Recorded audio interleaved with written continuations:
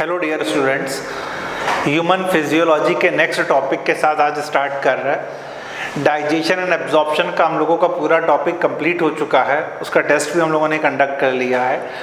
Next topic जो आज start करने जा रहे हैं, दिस इज रेस्पिरेटरी सिस्टम। ये एनसीईआरटी में से दे रहा है, breathing and exchange of gases. जो चीज़ें हम लोगों ने खाई हैं that is completely digested, absorbed and finally it is assimilated. Assimilation means the digested food material will reach to cell. Then this assimilated food material is oxidized to release energy. To oxidize that food material you need the oxygen, and that oxygen we inhale in the process of respiration. So breathing and exchange of gases में, respiration के process में जो oxygen हम और आप inhale कर रहे हैं, उस ऑक्सीजन का इस्तेमाल फूड मटेरियल को ऑक्सीडाइज करने में किया जा रहा है। The definition of respiration should be what? It is the physiological catabolic process.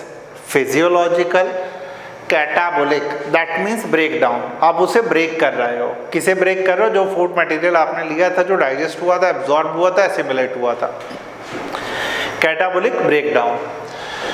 Catabolic process in which gaseous exchange occurs to, oxygen cell के अंदर आएगी, कार्बन डाइऑक्साइड बाहर जाएगी।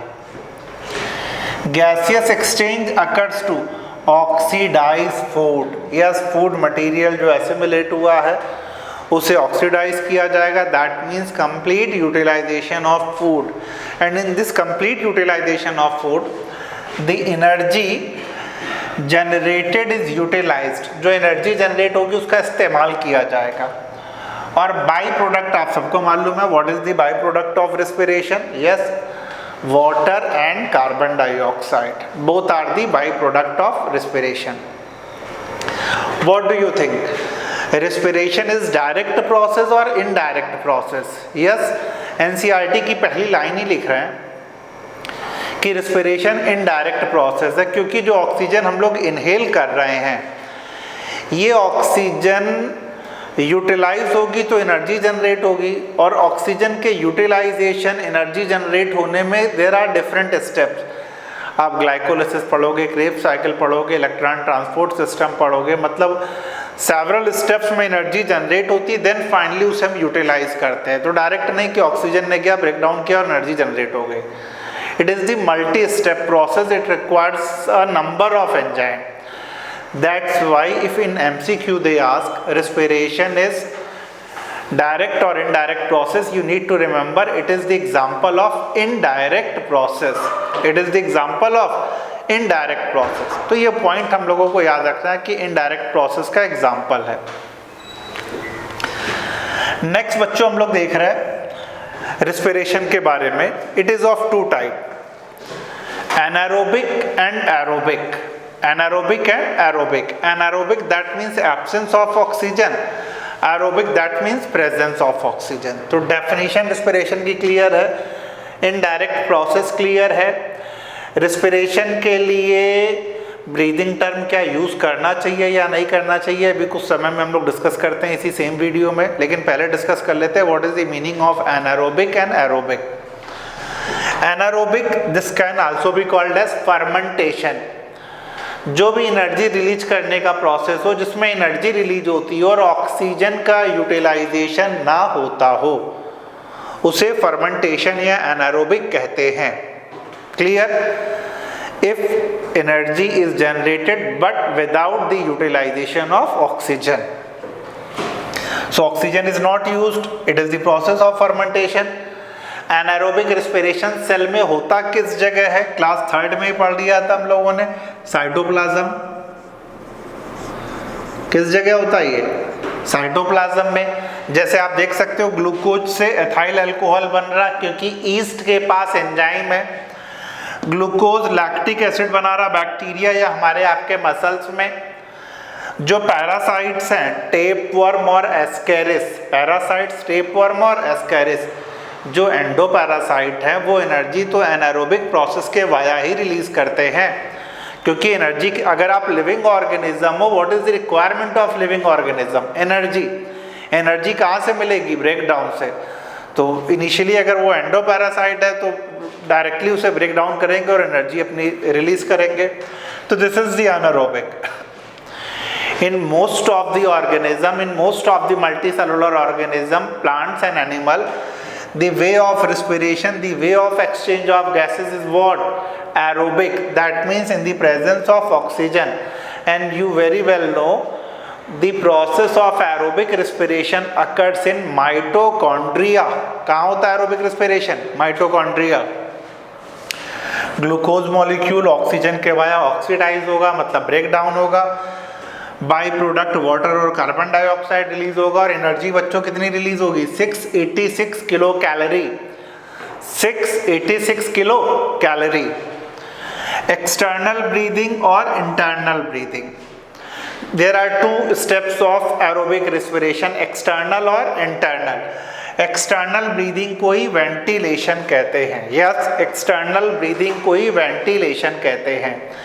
In the process of external breathing, we inhale the gas that is present in surrounding, that is present in atmosphere, then that oxygen goes to respiratory organ. Yes, this is the process of external breathing or ventilation. Air को inhale करके respiratory organ तक पहुंचाना। Then internal respiration, internal respiration और cellular respiration का मतलब क्या है?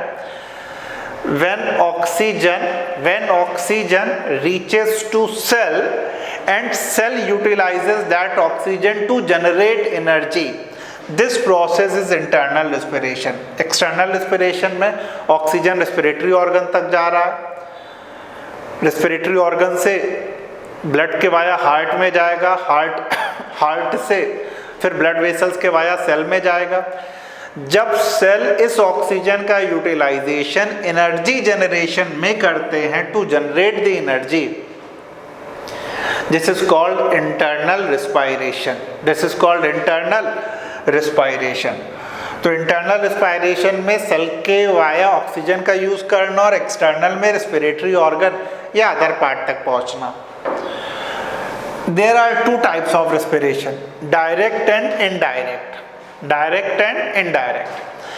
Direct respiration means the unicellular organism which can directly exchange the gases through their cell membrane simply by the process of diffusion. This is the process of direct respiration. You can understand. This is the amoeba. Atmosphere में oxygen ज़्यादा, that will go inside the cytoplasm.